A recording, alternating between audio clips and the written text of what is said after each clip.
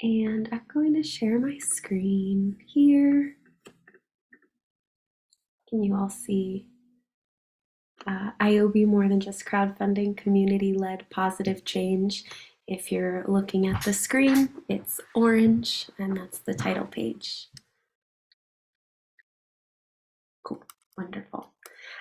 So again, I'm Amanda. I'm currently on the product team at IOB, but I started my time at IOB as a leader success strategist, working directly with the IOB leaders across the country in supporting their projects for community change, talking through budgets, storytelling, and best fundraising practices. So here we have a picture of a community group, all with their fists in the air and smiling. And IOB stands for In Our Backyards. So that's the positive opposite of NIMBY, not in our backyards. We have a quote here: working with IOB is like having your own fundraising guru next to you. I needed that because I had no fundraising experience and was uncomfortable asking people for money. We not only raised the funds we needed, but we're also building awareness and gaining support. It's the best platform I've used. You make us feel like what we're doing is worthwhile. That's like quote definitely in support of IOB, but I love this quote because it starts to highlight what the benefits of crowdfunding, like getting folks on your team, raising awareness, but also at IOB we do offer that one-on-one support. I'm going to skip past 2 slides that are extra because I want to make sure that we have time for questions. So crowdfunding is an awesome way to get funds for your project because you can also find additional resources. So here on this slide, we're looking at 2 folks who are singing, so artists, and the slide says crowdfunding with IOB. And I'll talk about each of these bullet points. So it's really helpful. We have one-on-one coaching, so it's helpful when you're crowdfunding to be able to have those resources of folks that you know that you can rely on to ask questions. That's something that we offer at IOB, but you can also find that throughout your community. Like think about who is it that you can call on throughout your campaign to ask, like, hey, I have this idea for my crowdfunding project, or I'm telling a specific story. What do you think of this? Having someone in your corner is really important for crowdfunding. It's also cool to have tax deductible donations and fiscal sponsorship. So that's something else we have at IOB. You can, part of crowdfunding is through asking everybody for support, your neighbors. You can also develop more than just raising those funds. You also might, through your asks for funds, find folks who are like really revved up about your project who want to contribute in a different way. Maybe they don't have $5 to contribute to their campaign, but they have 10 hours to support with purchasing paint supplies or support with other aspects of your project in a different way. So it's not just about money. And I think that crowdfunding and just the nature of asking folks and telling folks one-on-one about your project, you start to see these other resources emerge in your community and neighborhood as well. And also as artists, maybe you've had different experiences with restricted funding. So another great thing about asking your peers for funds directly is that this ends up being flexible and unrestricted funding. If you're asking your friends and neighbors to support in your community project, they're going to have different needs and requests when they see your project through than maybe a big grant writer who might have very specific guidelines through which you're supposed to create your project. On the other hand, if you're asking your friends and neighbors to help you fundraise, then it's really just a community-owned project. Um, Another thing that we offer at IOB is match opportunities, and if we have time at the end, if you're curious about other ways that you can crowdfund and use matches, we can talk about that as well. But the purpose of this is to talk about like what are some great things to keep in mind as you're fundraising, especially on a short time frame. Like if you just have 10 days to fundraise, one of the most important things is who's on your team. So here's a slide. It says who's on your team. Teams are more likely to meet and exceed their goal. And there's a picture of folks in a Zoom meeting, about 25 different squares with people participating in one meeting. So when you're thinking about who you're going to ask for to contribute to your campaign, remember that donors give because of their relationship to you. They have a relationship probably to the person who's asking for money. They might have a relationship to the place. If they're your neighbors, they might want to see this art project come to life. And they might have a specific relationship to the issue that they've experienced. So if your project is about a particular theme and you know that donors are going to really resonate with that theme, lean on that as you're asking folks for money and telling your story. I have another slide here with a person who is smiling in the sun at a garden, and their shirt says, "I love gardening from my head tomatoes." So when you're thinking about an important aspect of crowdfunding too, especially if you only have a couple of days, your crowdfunding campaign is not just those 10 days. There's planning that you can do ahead of time. So one of the first things that you can do is map your contacts, or start to map who it is in your neighborhood and your community who might want to contribute to your campaign. Get out a pen and paper, or however you best note take, and actually write down those folks. At IOB, we have a chart that's accessible to folks on our website at iob.org called the Prospect Chart. It's a tool to help you organize the folks that you're going to ask for money and start to estimate how those asks might turn into real contributions. So the first steps in reaching your donors where they're at is mapping your contacts and then executing on the prospect chart. So you'll want to identify who you're going to ask, in what method, because how you ask makes a difference. If you're asking someone directly for money, having a one-on-one conversation, they're more likely to contribute to your campaign, about 50% likelihood that they'll contribute to your campaign than if they just see your ask on social media. That tends to be something that people are coming across on the fly or while they're doing other things, and that might not result in a contribution to your campaign. And then you also want to think about how much you'll ask everyone for. Perhaps you know that you're going to ask everyone on your block for $50 because that's what they can contribute, or that's what you have a sense of what they can contribute. And maybe on social media, you might ask for $5. So you'll start to plan this before you even tell anybody about your campaign. Here we have an image of the prospect chart. It is a table that says on the top row the method of asking, likelihood that they'll give, ask amount, number of prospects, and total to expect. That's going left to right. And on the left side, top to bottom, we have in-person conversation, phone conversation, direct personal email, mass email, paper mail, Facebook, and Twitter. So those are the methods of asking. And then the different cells are filled in with example estimations. within the likelihood that they'll give.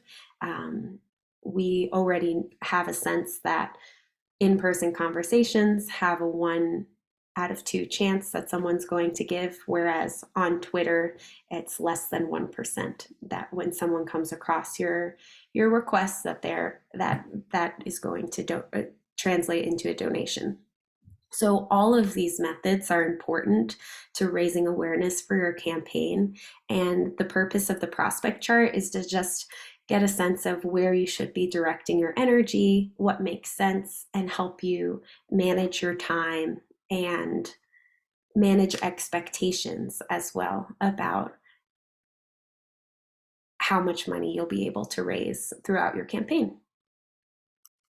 Something also that we talk about at IOB is also, this is not the end all be all. Like when we use this chart, it's an estimation. And it's just a good baseline to start thinking about, wow, how much money can I bring in based on the resources that I have? You might fill this chart in with just 300 people that you might ask. If that's not giving you the numbers that you need in order to have a successful crowdfunder, the next step is to think about who else can join your team so that you can double the number of people that you're asking to contribute to your campaign. If you add a third person, you're tripling the number of people who you're talking to about your campaign. So the prospect chart is valuable because it gives you that baseline number, and you can always figure out ways to increase the number of folks who are going to hear about your campaign.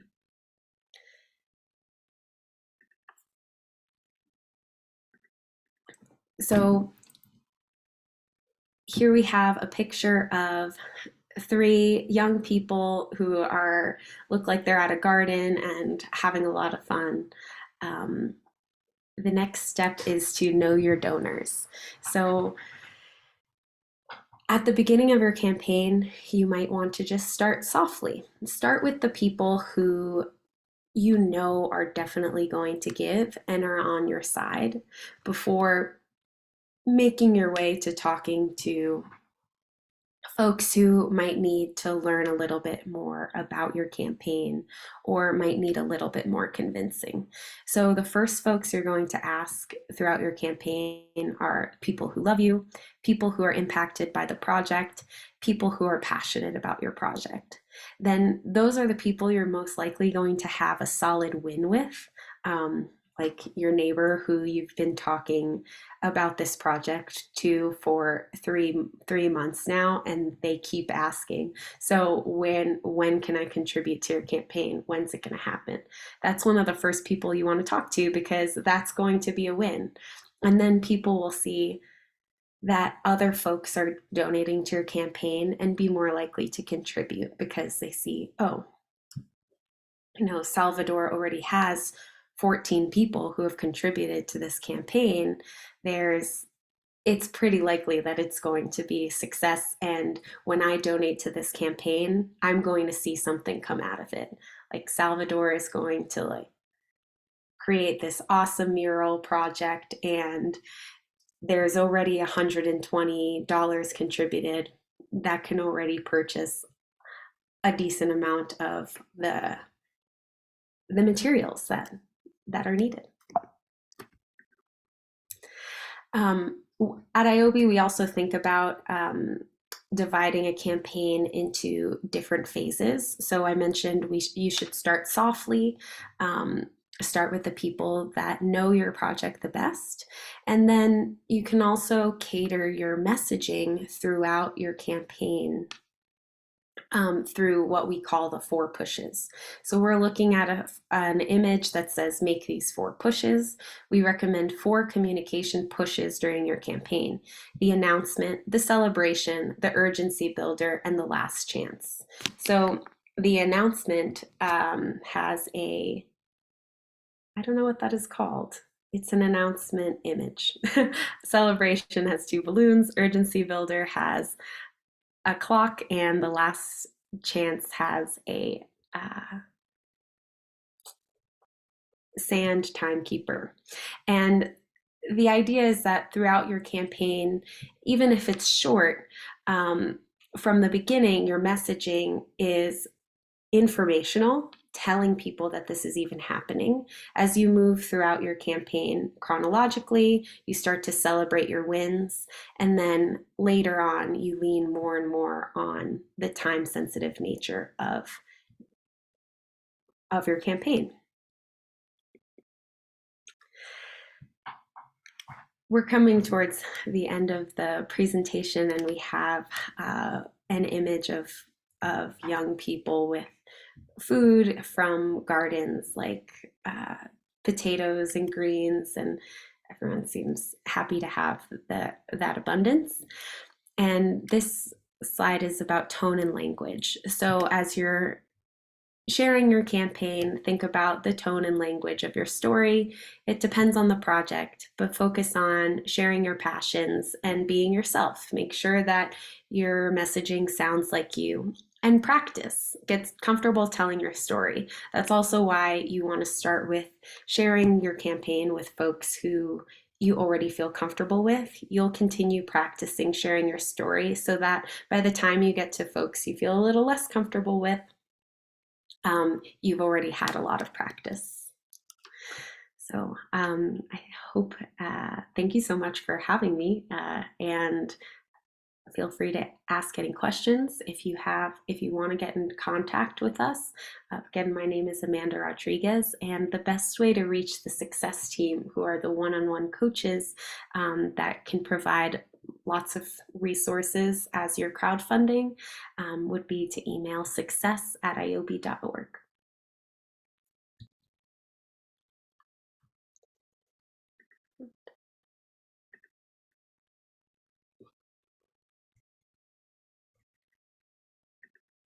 Amanda, I'm obsessed with a woman's image of like, I love planting from my head to my tomatoes. It's so cute. Yeah, everyone. Okay, Salvador, you're next. All right. Okay. So I'm going to share my screen real quick. Oh no, it's going to give everything away. Okay, that's fine.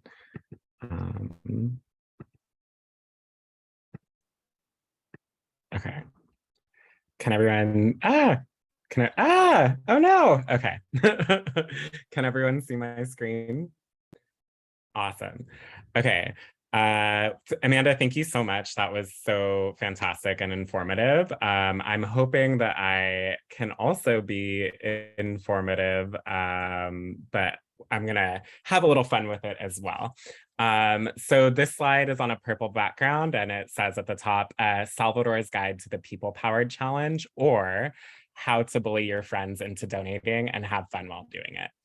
And I stole this little meme from TikTok. If you haven't seen it yet, I definitely recommend go finding it. But I took a few screenshots and I changed the text to say, it's two actresses speaking to each other, and it says, what's your organization of choice to support? And the other actor says, the Laundromat Project, People Powered Challenge. I'm a people mover. And then the other actor says, oh, stunning. And side note, I've been obsessed with this video. If I don't get a Negroni Spagliato ASAP, I might actually die. But anyways, this is just my introductory slide, and there is actual information on my next slide. So again, on a purple background, at the top it says, my not so professional pro tips, or real hot girl tips. If you didn't know this, I'm a big Megan Thee Stallion fan. Watch SNL this Saturday. She's hosting and performing, pretty amazing. But I want to say that these are not so professional pro tips because, you know, like Amanda's presentation was grounded in all kinds of like research and experience as like a successful coach for IOB. My presentation is totally just based on my own experience, having done the People Powered Challenge a few times. So I'm going to share with you like what's worked for me. Although I'm trying to, you know, experiential experience is still applicable experience. So I'm not an expert, but I do have experience. So I'm trying to own my accreditations more. So thank you for indulging me in that. So the first like tip that I have for you is to build your audience and then to cast a wide net. So what I mean by this is like, there's probably people, 3 or 4 people off the top of your head who you know will contribute to a campaign because they know you and they love you and they want to support whatever it is that you're doing. And so I tend to think of that as sort of like your inner core or your besties. And these are the 5 to 10 people who you know for sure will donate. But then you have your outer core, right? And so these are people that you interact with on maybe like a daily or weekly basis. Maybe you don't spend like a ton of like social time together, but they're certainly in your network. And so these people, I'm thinking about like your coworkers. I'm thinking about your favorite bodega guy. I'm thinking about like your coffee shop owner, you know, the people that you see regularly who are regularly in your orbit, but maybe who you don't spend like a ton of like time with. They probably want to support you too. So definitely make sure to ask them. And then from your outer core, right, you have your mantle. And so these are people who are in your orbit, but they're not necessarily like your homies or your ride or dies, but they definitely know you and they want to support you. So this, I'm thinking of like acquaintances. I'm thinking of like your mentors or your mentees. I'm thinking of former coworkers at places that you used to work. Maybe you're not as in touch anymore, but they still want to make sure that you're doing well. These are all people who will likely donate and support you, so don't be afraid to ask. And then lastly is your crest, or these are your ops, as I like to say. These are people who are maybe in associations with you, maybe they're part of alumni groups, maybe they're like family friends who you get a holiday card from every year. People who you haven't talked to in a couple of years, but who still like you and really want to support you. This is a great opportunity to reconnect with them. So don't be afraid to ask those sort of like outer lying people as well. So think about all of the people that you know, and then think about it a little more because you probably are missing some people who you're not thinking about who definitely want to support you. And I would suggest that you actually write down this list because that's going to make it easier when you ask, and it's going to make it easier to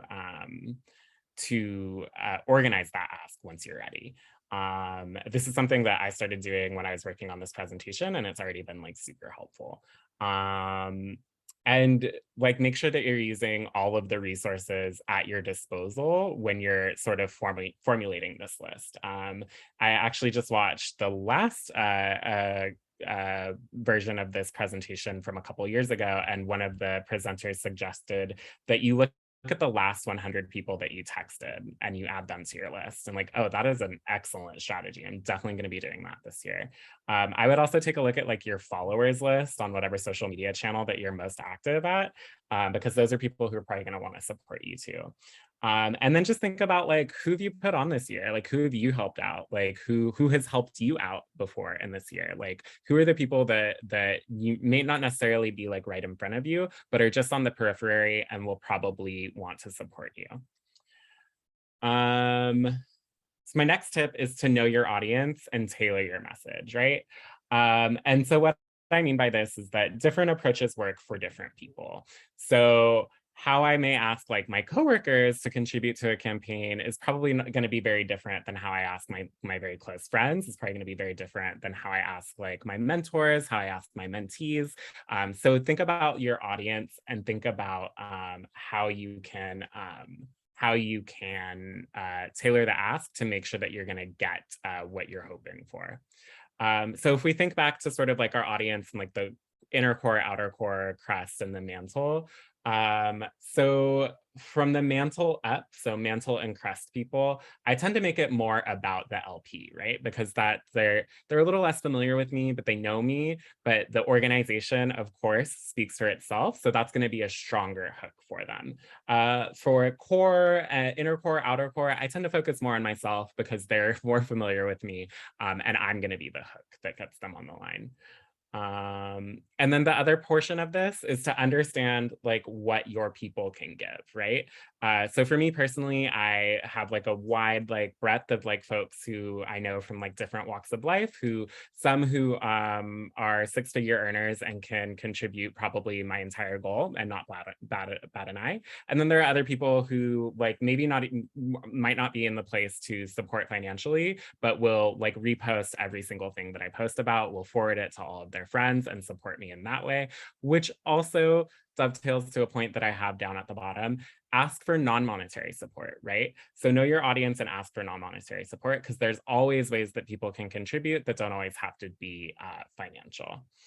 And then the last part about this is we want to like fundraise, but this is also an opportunity for you as an individual to fundraise, right? So if you're thinking about somebody and you're like, I really want to ask them because I know they'll support, but I feel weird because I haven't talked to them in a couple months. Ask them out to a cup of coffee, go get them, go out to get a drink with them, and then follow up and be like, hey, by the way, I'm raising money for the laundromat project. You'd love it. Why don't you give me $15 or $20? And that's a great way to not only like tend to your relationships, but also then to leverage that into your ask. My next tip is to be mindful of your voice and be authentic and sincere.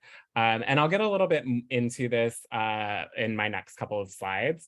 But you definitely want to make sure that you're not sounding like a robot, or that you're not like reading off of a script, right? You want to put it in your own voice. You want to be enthusiastic. The last thing you want to look like is that you're in a ransom video and you're like, please give me this money so I can get out of here, right?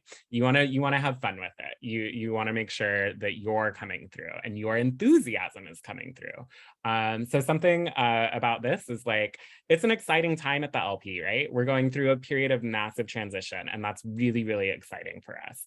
And that's something that you can be enthusiastic and excited about too when you make your asks.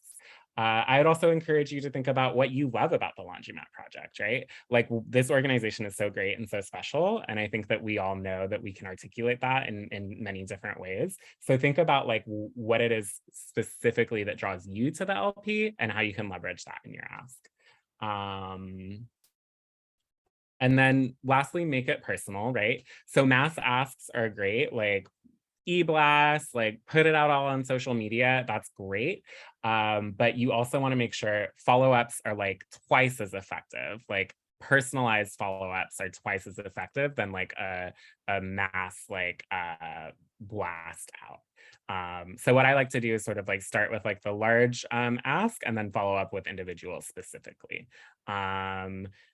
Also dovetailing into my next point, don't be afraid to double down. And what I mean by this is that you're likely going to want to ask multiple times in order to get what you're hoping to get, or in order to reach your fundraising goal, and that's totally okay.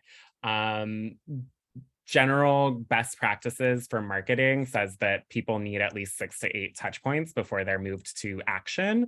And so sort of like following those principles while you're fundraising will help your fundraiser to be a little bit more successful. We already talked about asking for non-monetary support, so I'm going to skip to the next one, which is send your thank you notes and send them as soon as possible, because you don't want to forget for yourself, and you don't want your donors to forget that they've done this for you, right? You want them to feel acknowledged. You want them to feel appreciated. And so just getting in the practice of like thanking them as you go, and then thanking them again at the end of the fundraiser actually makes them much likelier to return the following year, which is of course what we want. And then lastly, be creative and have fun with it, right? Make it personal, make it be a good time. It shouldn't feel like work for anyone. It should be fun. It should be easy, and we should raise a lot of money.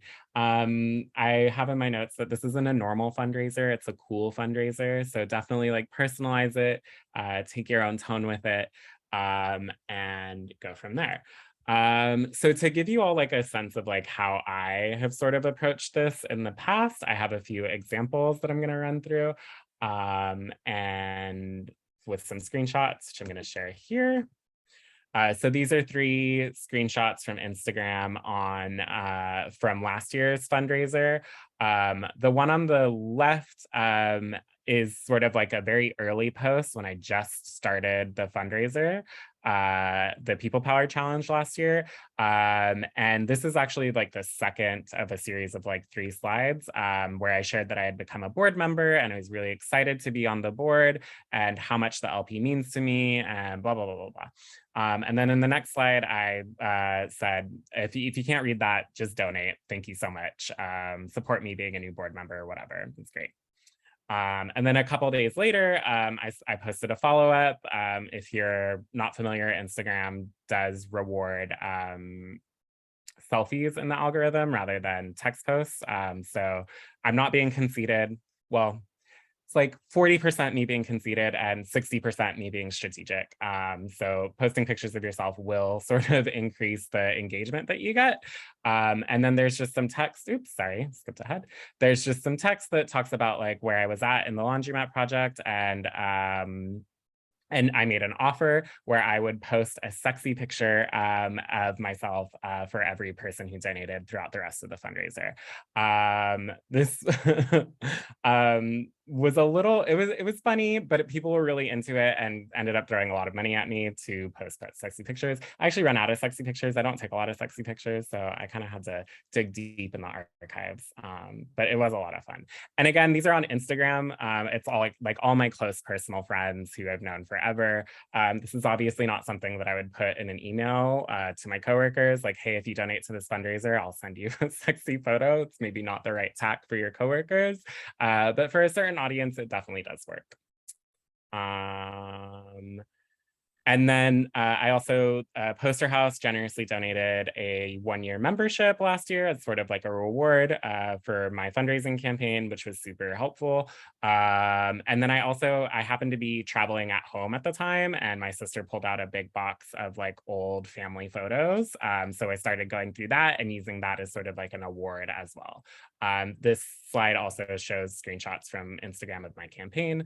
So again, like, embarrassing myself for the LP, always happy to do it. And it's usually not a problem.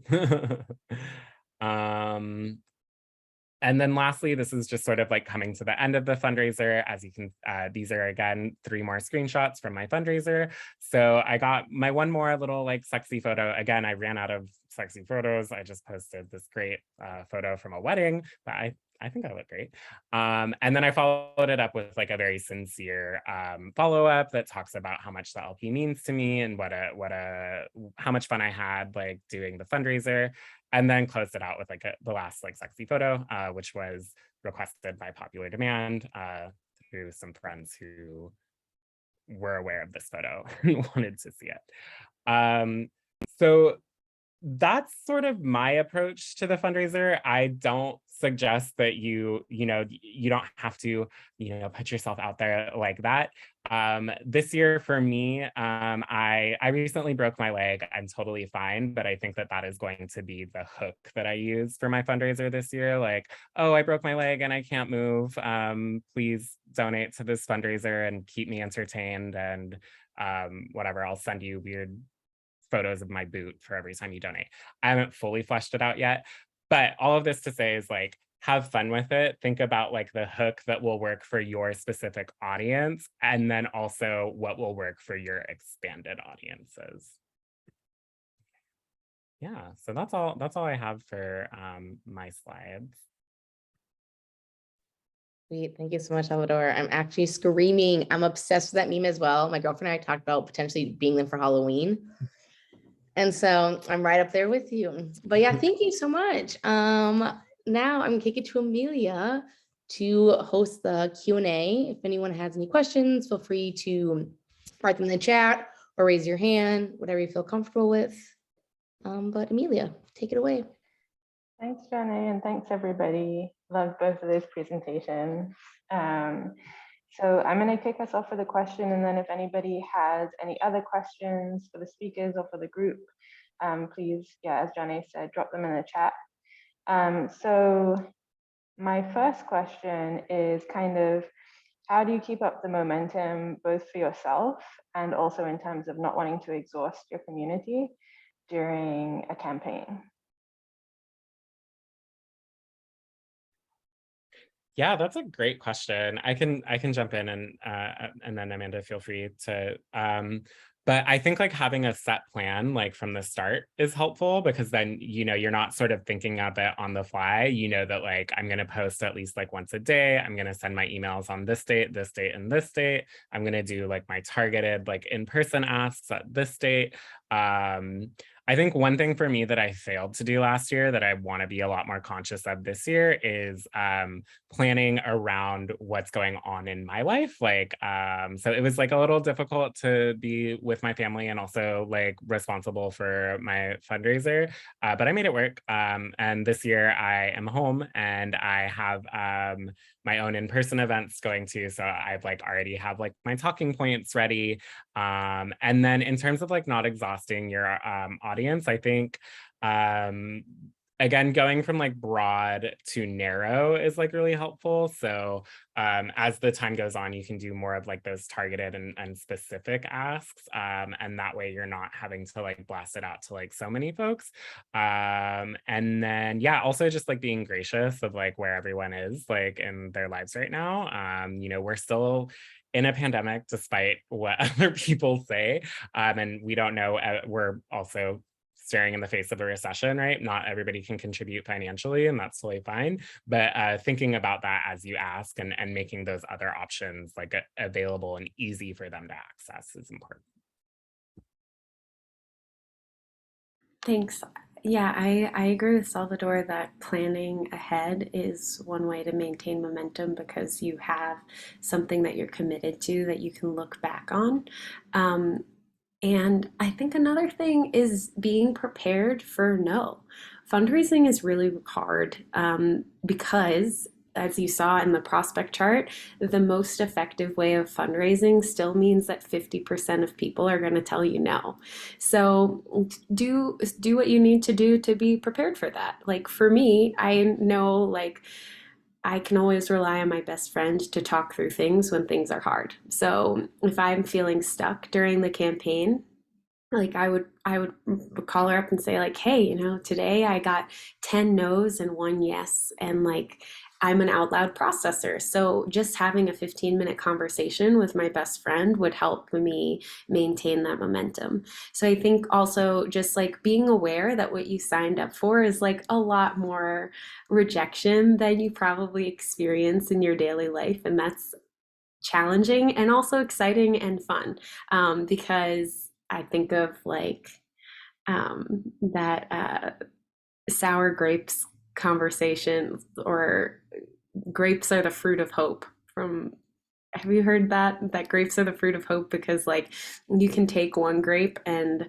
like you could get a bad grape, but like there's still a whole bunch of grapes and they're probably amazing. And so think about your conversations as grapes as opposed to like those kinds of fruits that when they sit next to each other start to make the other ones rotted. That's not what's happening here. You have like a bunch of grapes, and remember that every conversation is a new conversation and a new opportunity for someone to say yes. Thank you both. Love that great metaphor. Tiara's heading out. But yeah, if anybody else has any questions, feel free to drop them in the chat or come off the mic. I think Shayna and Andrea maybe had a question.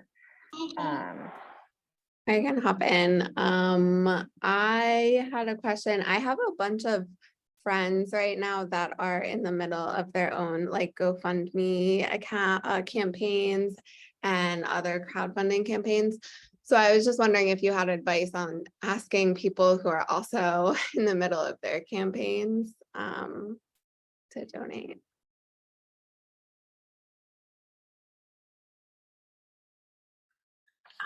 I have a lot of food metaphors.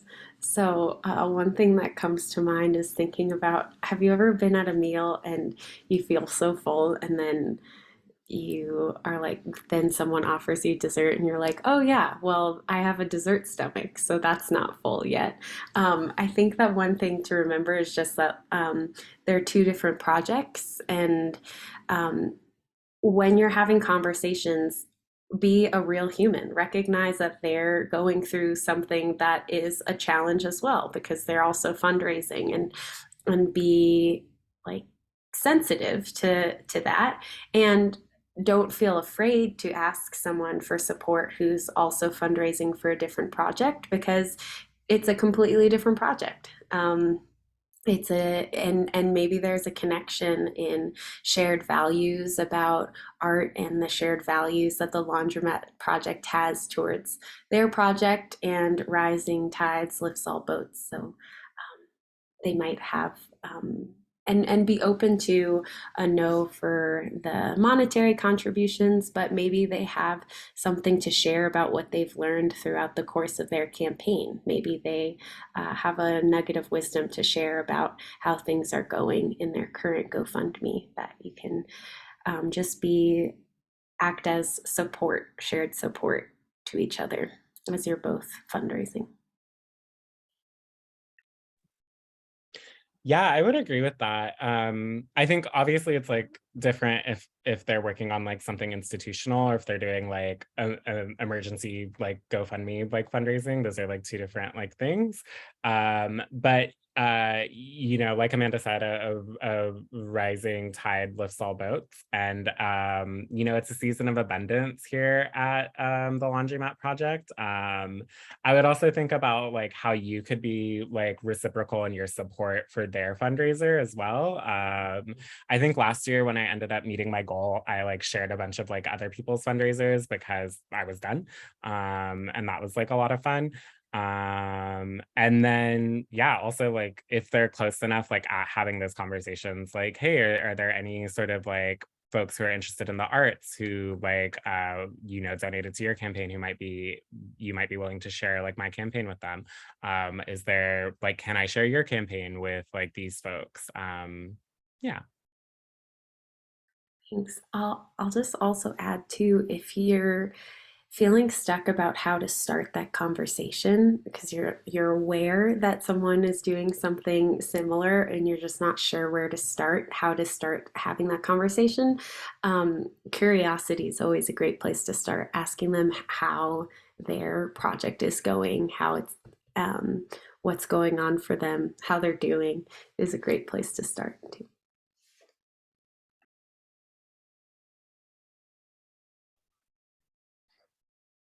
Thanks for that. Super helpful. If anybody else has any last questions, I'll just leave some space for a minute in case anyone wants to hop in, but no worries if not. And I will turn it back to Johnny, but thank you both so much. Yes, of course. So that's the end of our crowdfunding presentation. I mean, of course, thank you so much, Amanda, Salvador, so much knowledge that you gave us in such a short amount of time, and really appreciate you both like hopping on and sharing with us from your own experiences. And of course, thank you everyone else who attended this afternoon, I guess evening, it's already almost 6:30. Appreciate your time, and really thank you for coordinating with me. And of course, if anyone has any questions, feel free to hit either of us up via email. We'd love to help you all. We both are also doing our own crowdfunding pages. So, you know, tips galore for everyone. But yeah, I think that's everything. Thank you all and have a wonderful evening. Thanks everyone. Thank you Thank all. you. And Have a good Salvador, day. thank you for sharing such creative methods from your experience. At IOB, like local is best. So I think that you're definitely an expert, definitely a crowdfunding expert for sure. Thank you. I will take it. And thank you for your presentation. I always learn something new from your team. So thank you. Thank you all for having me. Thank you guys. Good to see Bye, all. you. Bye.